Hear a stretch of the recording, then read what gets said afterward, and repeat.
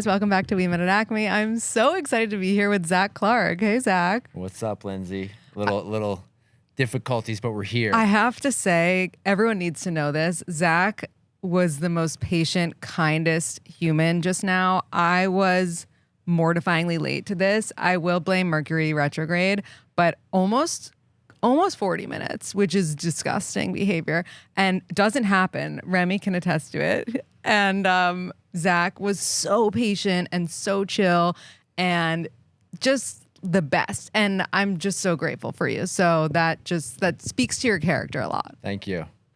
Opportunity to get a culture espresso. Shout out culture espresso, you know. So let's start with your favorite romantic gesture. So this is God, we're going right there. We're going right there. So this is for someone to do to you romantically. I think it's just honesty. Mm-hmm. Like when people are honest, that just for me trumps anything else. And it's the most important thing for me in a relationship. And when I feel, even when someone is honest about something that they clearly don't want to be honest about, or is that is hard to be honest about, that gets me going. Yeah. Yeah, I love that. And what about like your love language? Like, for example, like you like receiving gifts, or you like spending quality time, or you like words of affirmation. Do you know this? So I know a little bit about the love languages. I think I know words of affirmation are important to me. Mm-hmm. I need to have that positive reinforcement so that I know and I have the signs about what feels good in the relationship, and then just quality time. I think in the world today, it's so hard to find that in the chaos of New York and whatever else it is. So anytime I get into a place where the phone is down and you're really just connecting with the person you're with, that's key. Yeah, I actually just read an article about a term called phubbing. Have you heard of this? No. So it's when you're like basically snubbing someone from your phone for your phone. Like you're in a conversation with your significant other, whoever, and they're like telling you a story, and you see them like kind of like glance like on their phone. I'm like looking at my phone here on the table, and I'm gonna move it because I feel like. Have you ever been guilty of phubbing? 100%. Yeah, we all have. Yeah. It's fucked up. I feel so bad when I do it, especially because I'm like, it's just an instinct, and there's nothing you can do about it. Right. You know everything's going on in there, but everything's going on in here too. Yeah, I'm in one of those points now where I was actually talking to my therapist last week about it, where the phone just feels so. I'm so addicted to it right now, and I go through these cycles every 6 months where I really need to kind of put it down, and I'm just in a spot right now where I keep grabbing, and there's nothing fucking there. Right. But there is, and that's the problem, right? It's like, that's where like some crazy partnership is coming through in your email. You miss it that second. Like, I remember I got a LinkedIn message about going on NBC once, and they were like, we're filming this segment in 30 minutes. Like, can you come in? And like, I did, and I was on NBC. Had I not been on my phone, I wouldn't have had that opportunity. So it's stressful. Yeah, I feel that. I mean, I've gotten better with it. Mm-hmm. It's been 4 years since I was kind of on TV and the whole thing happened. And so for me now, like, I always know there's another opportunity coming if I'm to miss it. That's true. There's some phrase about that, like, what's meant for you won't miss you or something. Okay, I'm into it. So we'll take it. Yeah. Let's walk memory lane for a little bit. You have been very open about your sobriety, and I think it's so awesome. Thank you. Everyone should go on your podcast, listen to our episode, because we talked about being sober, having that in common. How long now have you been sober? So I'm an August baby. I'm coming up on August 30th will be 13 years. Amazing. Yeah. And Zac and I talked about this on his podcast, but to get sober in August, like, you really had no choice. Oh, no. It was hot, nasty, sticky, just gross day, and it was just time. Before Labor Day, and the wheels fell off. So yeah. And you have been open about having like a heroin addiction, which is not to be taken lightly. That's serious shit. What in your story do you think led you down that road, and did it always start off intense when it came to drugs and alcohol? I would say from day one, I didn't have this like white light experience when I had my first beer. I remember it. I just knew that I loved it and I was going to chase that feeling more than I'd chased anything in my life. And so from that 8th grade first beer Christmas party until 27 years old, needle in my arm, crack pipe in my mouth, a lot obviously happened.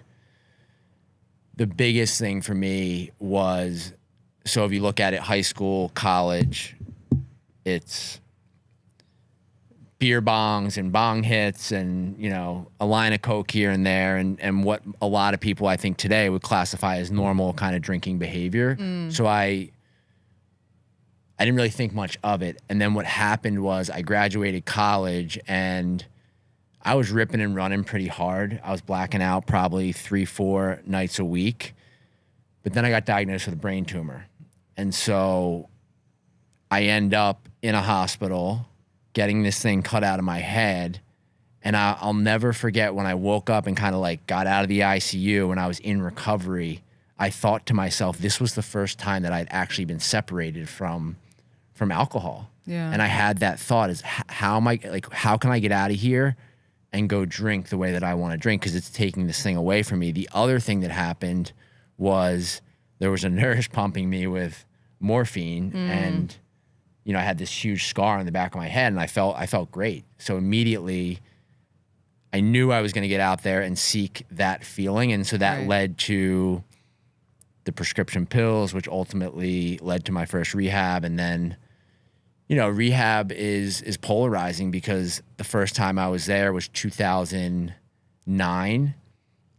And I was there for my alcoholism and a pill addiction, but I was also with a lot of other people who were doing harder drugs and rather than right, it's like that's the slippery slope about I was like about interesting. a lot of rehabs. Yeah. And like I want to talk later about your treatment center and you know what like you brought to it that you learned from being in treatment, but how did you navigate like who to stick close to versus stay away from when you were there, or was it at that point like let's just, you know. Yeah. So at the time I'm married. I'm in rehab for the first time. No one knows what the hell is going on. My parents, my wife at the time, everyone's very confused. It was a shock to everyone because we're so good. We hide it until we don't. Right, of course. Right. So this thing came out and it all started to make sense. Where the money was going, where I was, all the things. And I just wasn't done. Like I just knew here, like in my gut that I had another run in me. And so that first treatment center, I was running around kind of like quoting the big book and like the leader of the class. I was so delusional. I thought I was going to put rehab leader on my resume or some shit, you know? And the second I got out, it took me like 2 weeks, had a drink. And then it's funny. I grew up, there's this city in South Jersey, Camden, where there's a big open air drug market. And I had remembered driving into Camden when I was in high school to get that, like the dirty weed, you know, with the stems and the, and I went back to that same spot and I picked up dope for the first time. Wow. Yeah. And so you mentioned being married through this. How old were you when you got married? So it was when MJ died was the weekend we got married. So June of 09. I remember that like it was yesterday. I remember exactly where I was. I mean, talk about the best fucking music. I mean, it's sad that MJ passed, but it was MJ for the whole weekend. And so that's a fond memory I have from that weekend. But no, so 25 years old. Wow. And I was the first one of all my friends to get married. Yeah, I imagine. Yeah. And were you high school sweethearts, college sweethearts? Okay. Yeah, college. And she was the best. I mean, she, school teacher, could take or leave wine, super supportive family, but she, to her credit, talk about, you know, family members recovering. She heard something when I was in treatment that she was going to set this boundary so that when I got drunk again, coming out of there, she was done. And she saved my life. I mean, she doesn't probably realize it or acknowledge it, but I do, and I'm very grateful for that. Because she helped you get to a rock bottom point.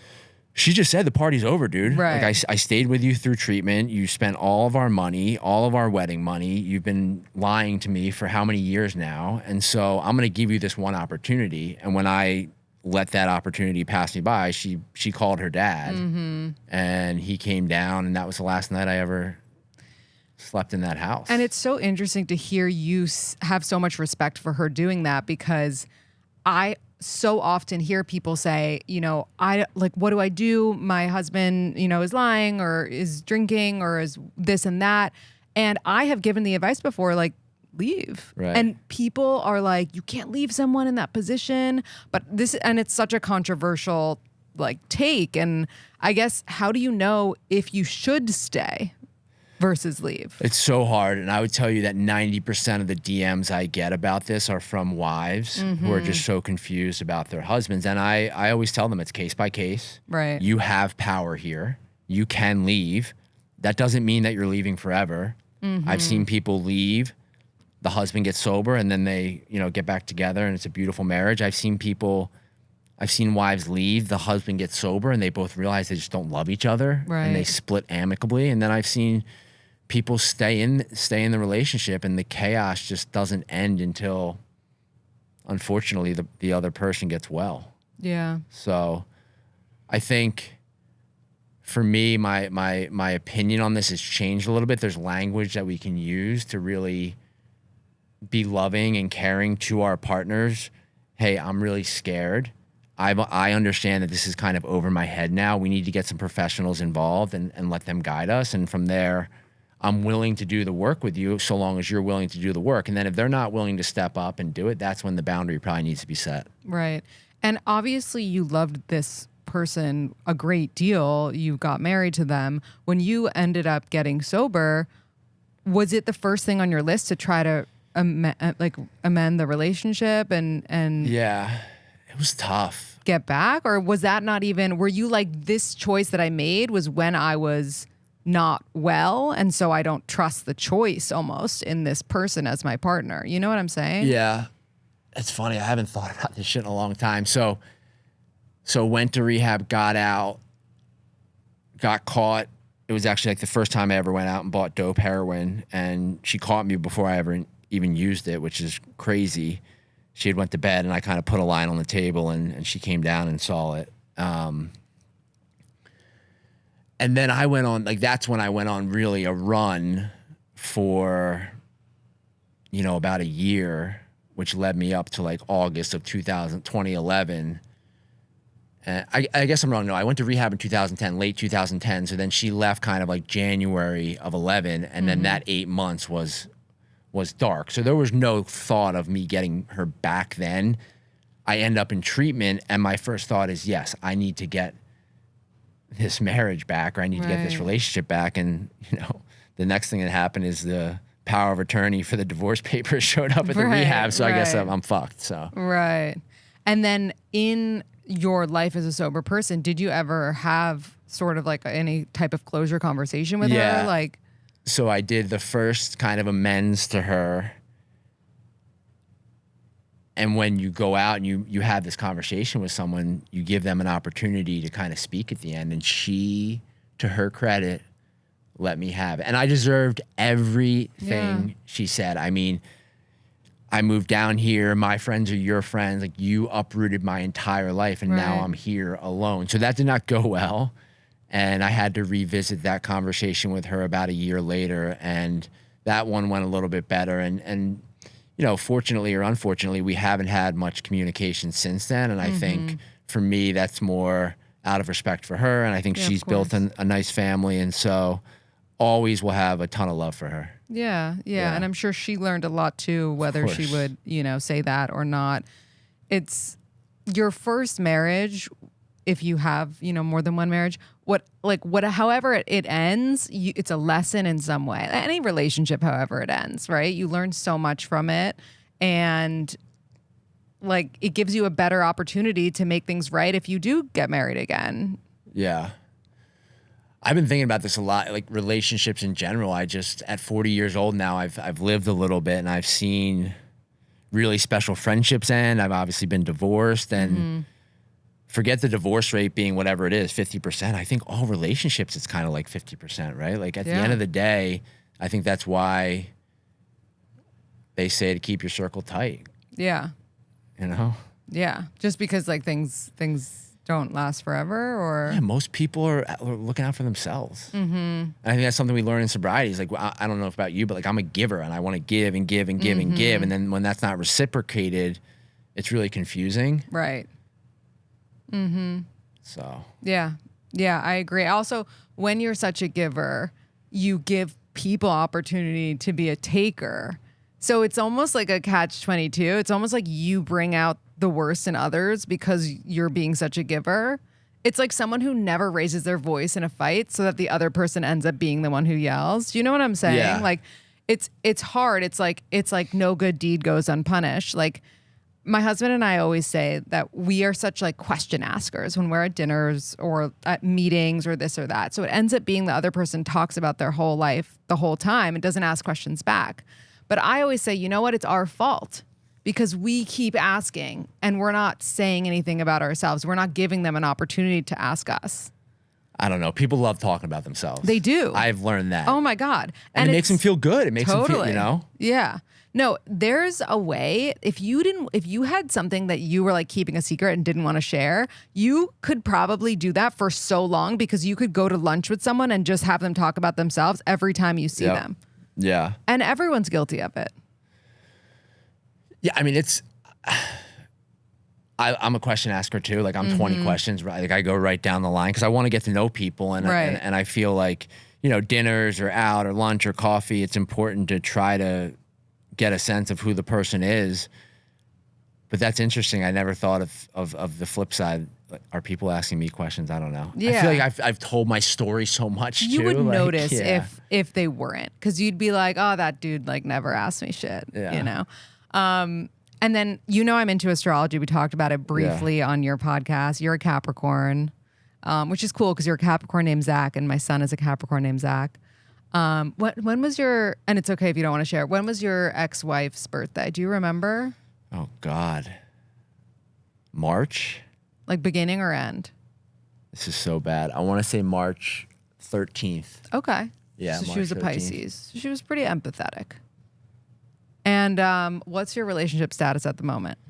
So my relationship status, you know, it's funny you ask that, and a lot of people ask that, and where I'm at with that, and I understand why people ask me because I was on a dating show, and it's just a part of my life today that I'm just keeping private. Yeah. You know, like I've just made this decision to really hold that close to me, so I'm gonna leave that there. I love that. Is there a couple that is like, you know, public knowledge to you, or like a celebrity couple that you admire because they keep things kind of low key? Do you know what I'm saying? Like I think about Margot Robbie and her husband.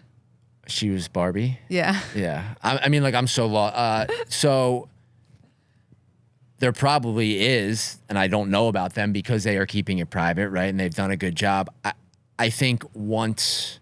So this is the basic answer, but there is something I see, and this is complete opposite of how I'm approaching this situation. But when I see like Travis Kelce and Taylor Swift, the way that they've just leaned into it and said, I don't fucking care what anyone else says is cool. So, but at the same time, they're not kind of doing the thing together. They're living their lives and they're just choosing to live their lives. And they're, you know, so like there's something attractive about that once I guess it is public knowledge. Yeah. So you don't think you're necessarily going to be private about things forever? No, I mean, look, I've since leaving the show and having a very public relationship and that relationship ending, obviously I've dated and I've been in many relationships and met some people and had really interesting interactions. And I feel like for me at 40 years old, right? Like I keep saying that, I don't know why, but maybe I'm just reminding myself how old I am. I'm looking to find something that's special and sacred and meaningful because I do. I want a family. I want a partner to do life with. I want a mini Zachary, you know, like I want these things. And once that third person, the media, is let into the room, I feel like you better be ready because you're opening it up to a whole new host of opinions and comments and things that it's hard to ignore. And so maybe it's just my experience, and you know, I try to learn from my experience. So that's just where I'm at with it today. Yeah. No, I think that's really smart, because it's like everything ends up being scrutinized. Like if you're going on a walk with like Grace, for example, like people might take a picture and be like, "Look, he's supposed to be with this person." Someone but look, commented he's on cheating." someone commented on the like, because I just had you on, and there was a picture of us, and someone said they look good together. I'm like, bro, she's married, like with children, and people you know, are it's insane. Like, It's like, it's crazy. yeah. But during your time on The Bachelorette, what I thought was so cool was that you were sober, representing sobriety. I mean, when do you ever see a sober person on one of those shows? Never, right? The whole thing is champagne, cheers, blah, blah, blah. Did you ever feel pressure by anyone else on the show to not be sober? Or because you owned it so much and it was part of, you know, your personality on there, did you think that you felt okay? Felt okay, 100%. Never felt pressure. My sense of, once the producers started to get to know me, I think they knew that I was just who I am. Like that, and that was going to be, they weren't going to kind of like put me out there to do things that were goofy or wacky. I wasn't going to kind of take the bait. And so for me, I had the luxury of I think being, you know, somewhat fully like evolved as a human when I showed up there. So I was very confident in my sobriety. There was a lot of questions and comments around, when do you tell your story? How do you tell your story? Are you, and we would sit in these interviews and they would say, "Are you nervous?" I say, "No, because this is just who I am." Right. I'm very comfortable with who I am. And if people want to say something about that, there's nothing more important in my life, no family, no job, no amount of money, no relationship, that is more important than my sobriety and my recovery. And that's just a fact. Yeah. And so in that environment, or any environment, I felt really safe and secure. And what happens? People respect it. I mean, what happens? You quote unquote win the show, right? I hate the win thing, but yeah. It's so stupid. I know. But you really, you know, that just shows you be authentically who you are and you get the girl, right? Like you be honest and you end up being the person who comes out on top. And I think that's what, and we talked a little bit about this previously, but for guys, especially going on dates, for me, I was screwed. So I go on dates, I'm not drinking. Then they ask what I do for work, and it's like I run a behavioral health care company. I'm sober, right? Like it's immediately. But for and especially in this year, I think, or in 2024, in this day and age, people are attracted to the sobriety. People are attracted to the clean living. Yeah, as long as you're not sober and vegan, you're in the clear. And sober dating for you, how has that gone? Do you feel like you're more attracted to someone else who's sober, or you can be with someone who drinks and be fine with that? Yeah, so for me, I've done both. I've dated women that are sober. That comes with its own host of complications, because two people that are actively kind of working on themselves, and the makeup of someone who's an alcoholic or a drug addict can be complicating. And when those two worlds collide, whether you're sober or not, it can be tough. Where I've gotten with it is I prefer to date people that drink, that are kind of quote unquote normies. Yeah. My whole life is based around kind of recovery, like I was just talking about. So for me to, you know, date someone where you're going out to dinner with friends, you're having some of these moments, you're able to kind of experience life, and you know, I always say, like, get some of that secondhand smoke from the makes party. You feel alive. Yeah. It's cool. I'm totally with you. Like, I don't think I'd be able to date someone who like overdid it, you know, with the drinking and the partying, but I think someone who just can do it because I can't is cool. Right. Because I'm like, you're good with one glass of wine, okay? Like, that's wild. I think the important thing to understand on these dates, whether you're a guy or a girl, the person sitting across from you has some reaction to you not drinking, then you know in that moment that it's probably not going anywhere. Yeah. Yeah. And I've never had that. So people tell these horror stories about being out on a date and the person finds out that they don't drink and they want to get up and leave, and that's just a bad date.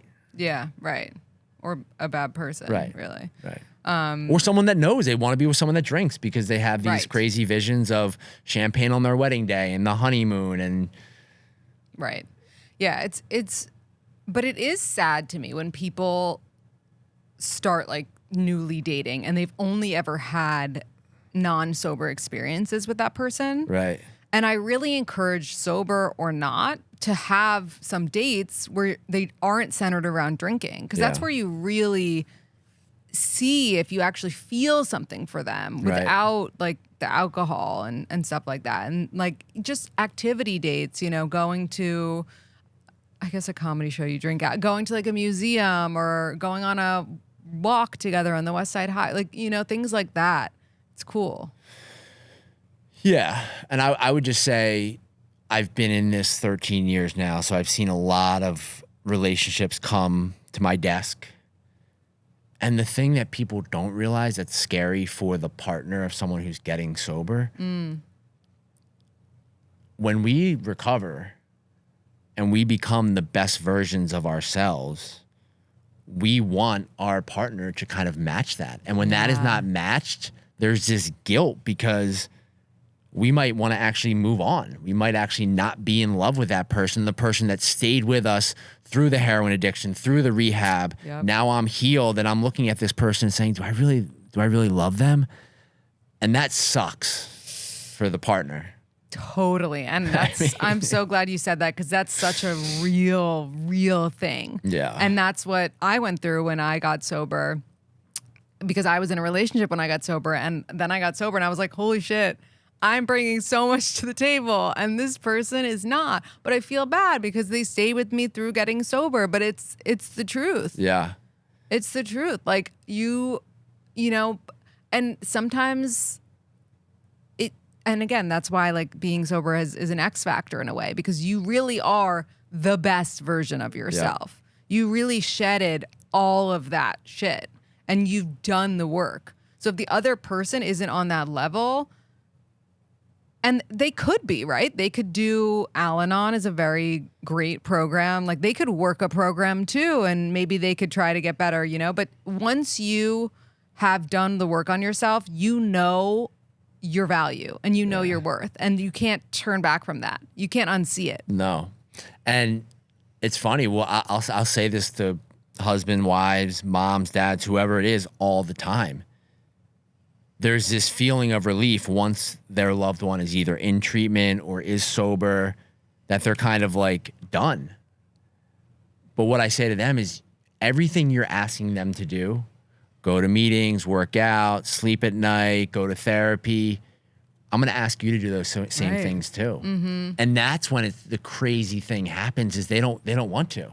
It's like, I don't have the problem. Right. I'm not doing the work. Mm-hmm. And so then the person in recovery kind of blows by them, and it's hard, man. That's such a good suggestion.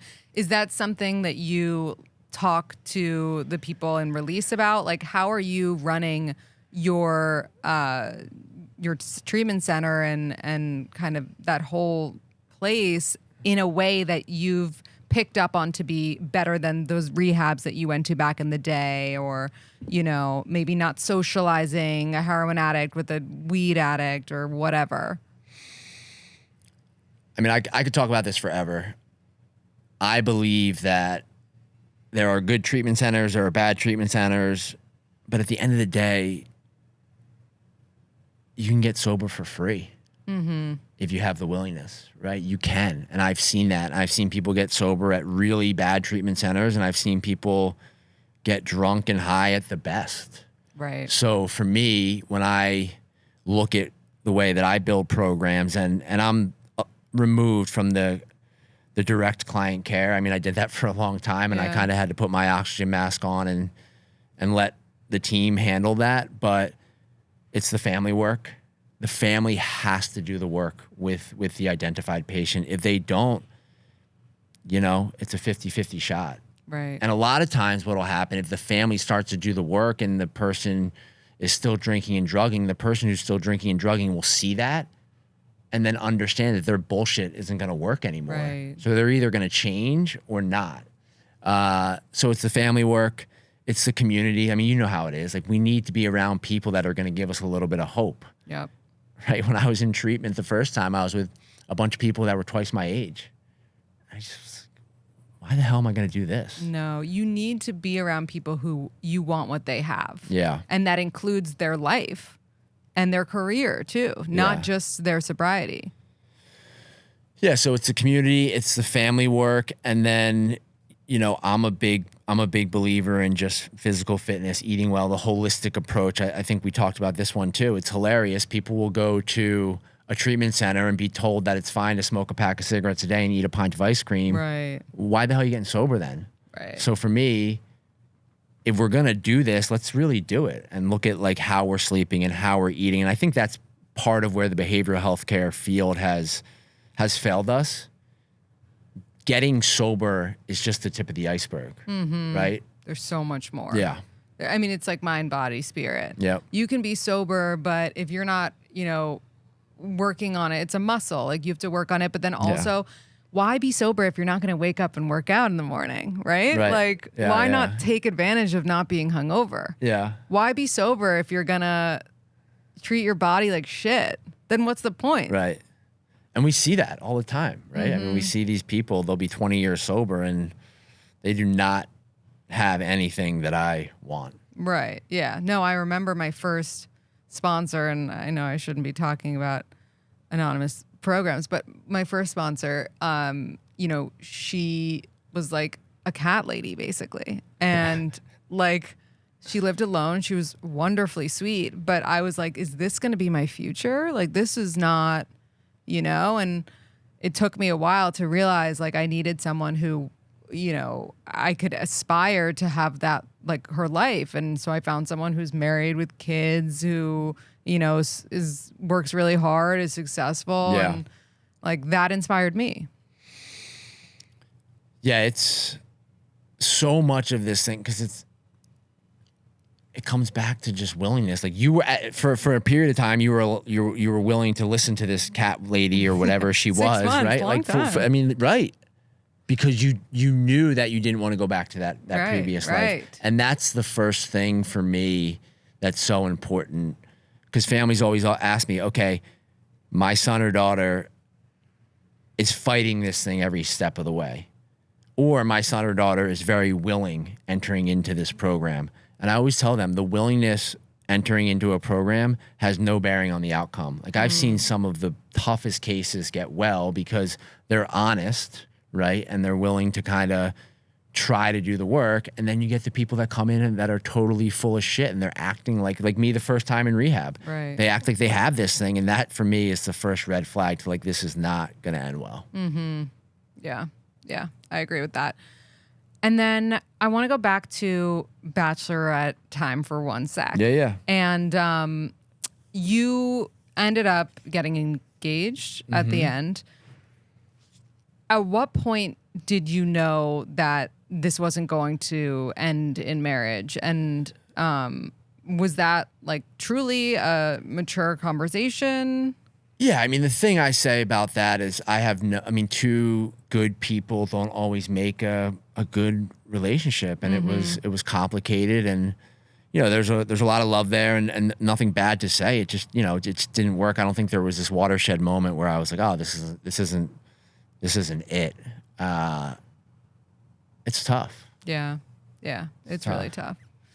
It's really tough. All right, I have some questions. Rapid fire here. Not rapid fire just yet.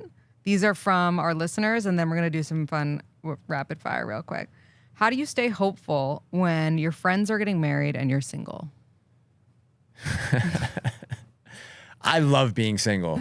Like, I love it. Part of the reason I am 40 and not married is, at my core, I'm probably a little bit selfish, right? Like, I like to do the things that I like to do, and I don't define myself by the person that I'm sleeping in bed with or that I'm dating.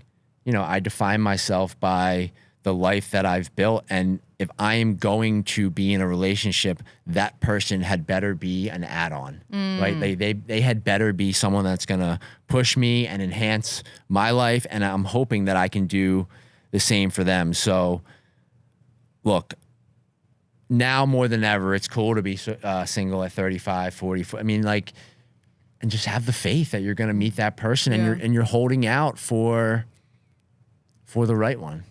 Do you plan to get married again one day?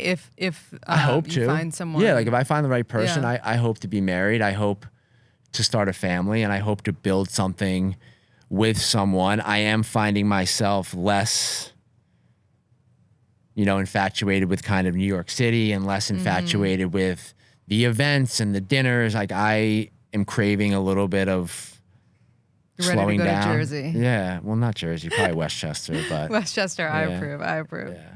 Yeah. Do you think? Oh no, I asked you that already. Oh, okay. This one came in. What are should you have any experience maybe in the past or the present or whatever with dating long distance? What are some pros and cons of long distance dating that you can share with people who are in long distance relationships?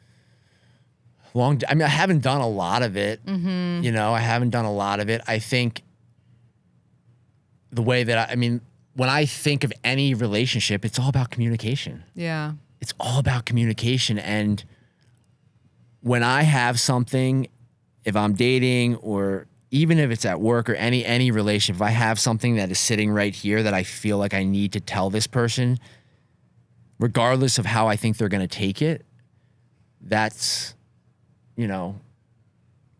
the most important thing to just to communicate. And whenever I'm in a relationship, I have a lot of respect for the other person's life and their schedule. And so no sharing locations. No. But like lots of FaceTime sex. Lots of FaceTime sex. Yeah, that gets thrown in there. Yeah. It's like you need to keep it exciting. You got to work harder. I feel like you gotta work harder in any relationship. That initial flame kind of goes, right? And so how do you kind of stay in it? And I don't know. Yeah. Okay. Last question, and then a little rapid fire. Do you believe that, like, since you've been in some public relationship or two, whatever, if you're gonna be, let's say, in another public relationship, do you have to inform ex of yours that you're going to enter a new relationship that might at some point be public? Like, is it a different compensation than like me dating? Because you know what I'm saying? Like, do you have to tell your ex? I don't think so. Why? Like, they're not telling you. Why? Yeah. Right, I think, look, at the end of the day, if I'm really living from a place of abundance, and that's what I hope other people to live from, if I've had prior relationships or interactions, again, with lovers, with friends, my desire is that I want them to be happy, and I would hope that they want the same for me. You know, because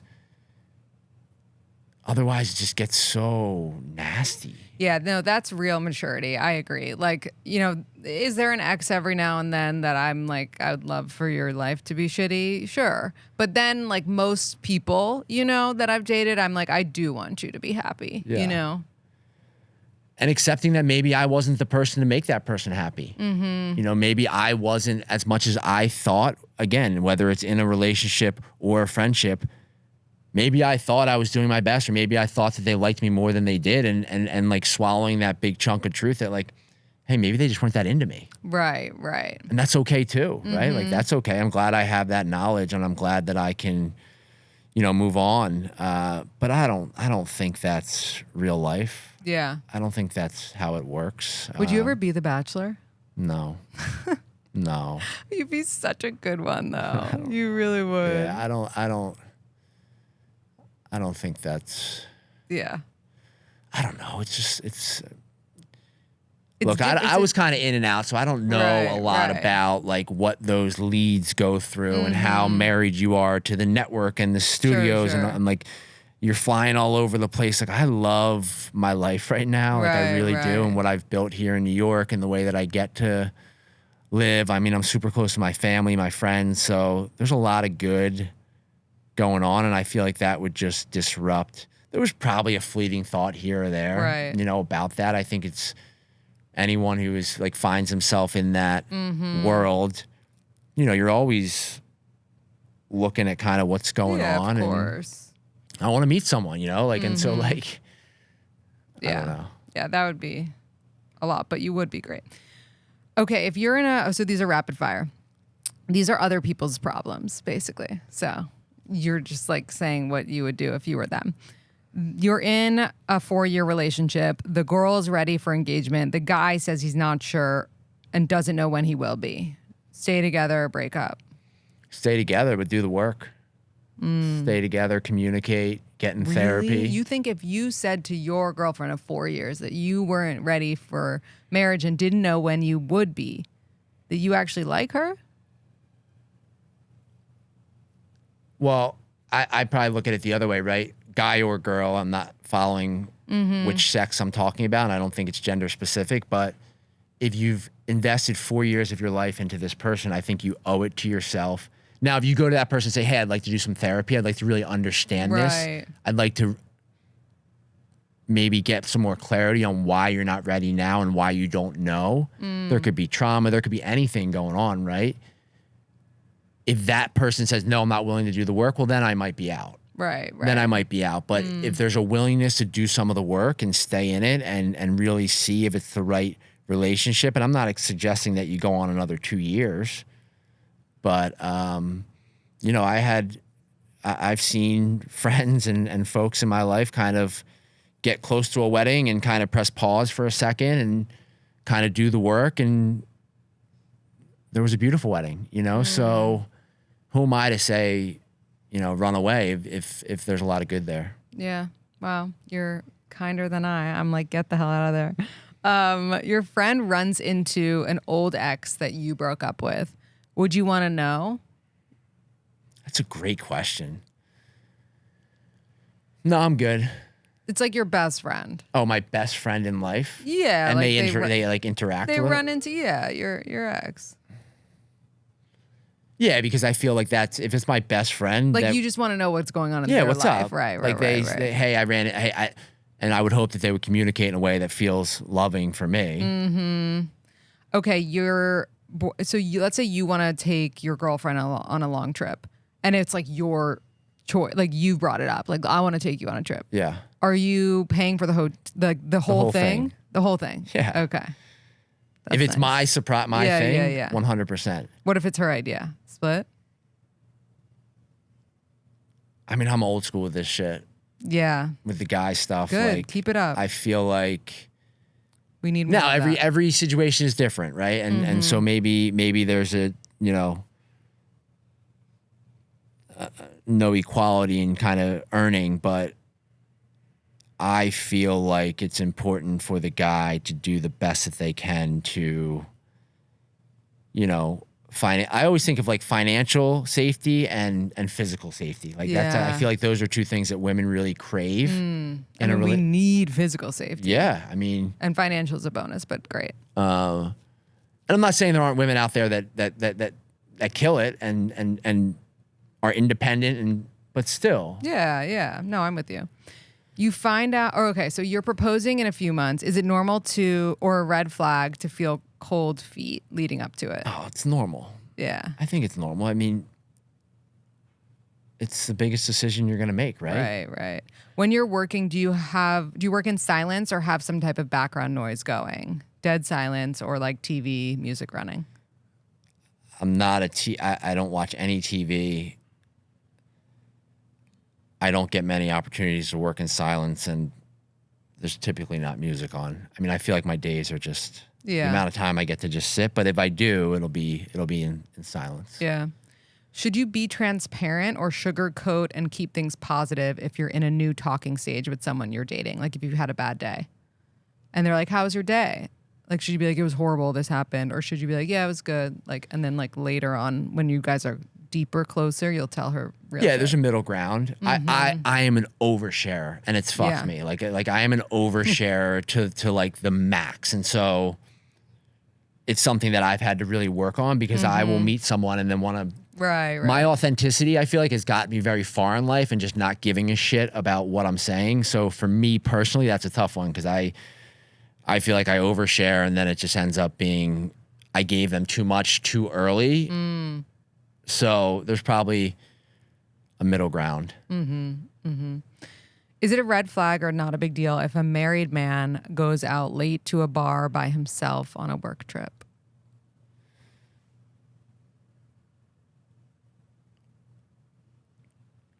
I mean, I don't think there's anything that really good is going to come from that. Right. Like if you really need a drink, if it's about the drink, then like have it in your room. Yeah. I don't know. That just feels a little sus. Like, what are you looking for? It's either there's a drinking problem or like a extramarital affair. Exactly. Like there's just like innocence. Like unless you're eating a steak. Right. I mean, if you're going to the bar and having dinner and talking up the bartender and like that's one thing. Yeah. But late night, just hotel for lobby drinks, bars, I don't think weird. there's a lot of good shit that happens there late at night. Definitely I mean, not. we've heard the stories, right? Yeah, for sure.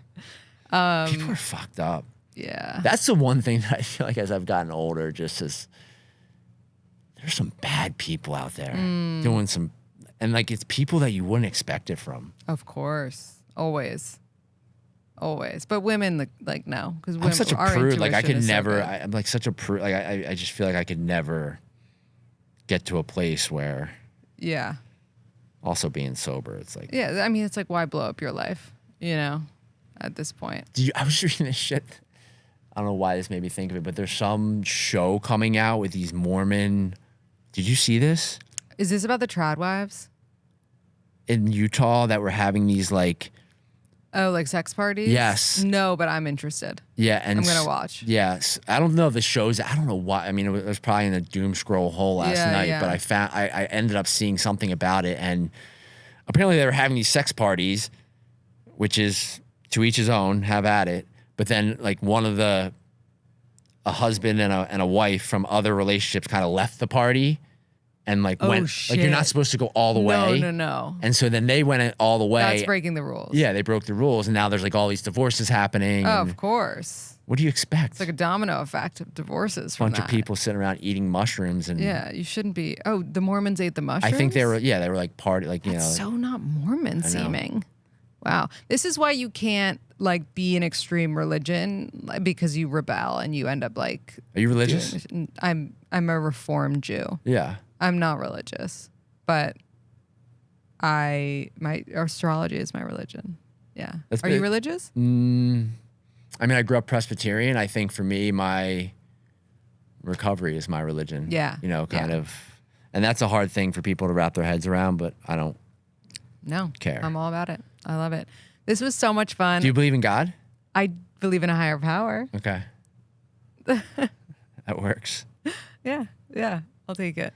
I mean, I could literally talk to you all day, but I don't want to take up more of your time. No, it's all good. Zac, can you leave us with a quote or piece of advice? I could do the cheesy, like I always say, keep going. And I guess that's what it is. No, I like that. It's just keep going. Yeah. It's all we have, especially look at the world today. And I don't know, there's reason to, if you're a believer and there's going to be good days, there's going to be bad days. It's never as good as it seems. It's never as bad as it seems. So we have to just kind of keep putting our best foot forward. And I just, I'm grateful for you. I mean, like, you've just been super cool and I'm glad we connected. Me too. Yeah. Where can everyone find you and listen to your podcast? So, I mean, yeah, I'm on Instagram. I think it's ZW Clark. Or Zac W. Clark. I always get it screwed up. It's ZW. Okay, ZW Clark. Zac Clark Show is the Instagram kind of handle for the podcast. We're having some cool conversations. I mean, we're nowhere near as refined and as badass as you are, but no, I'm loving your conversations. Okay. I went down like a hole looking at some of the conversations, especially the one about like losing like how grief is similar to a breakup. Yeah, those are you guys should go down the rabbit hole of Zac's podcast. It's cool. And then release recovery. I mean, like the thing I'll leave with is what we have built here with the nonprofit, the Release Foundation, and then release recovery here in New York City, Westchester, kind of like nationwide. Really, we can take calls. Is that if you call us and you want help, we are going to find you help. We're either going to pay for it through the foundation. We're going to give you really good options through your insurance. We're going to talk about what it looks like to join our program. And that's just our pledge to the world, because right now, I believe the thing that's not talked about enough is that our country has, there's a loneliness epidemic, there's a drug epidemic, and there's a mental health epidemic. And so you throw all those things in the middle of the table, and we just got to love one another. Yeah, I love that. Yeah, pick up the phone, live your full potential. Yeah. And then leave your partner who's not on your level. Yeah. Thank you so much. People are going to flip at that one. Thank you. That was amazing.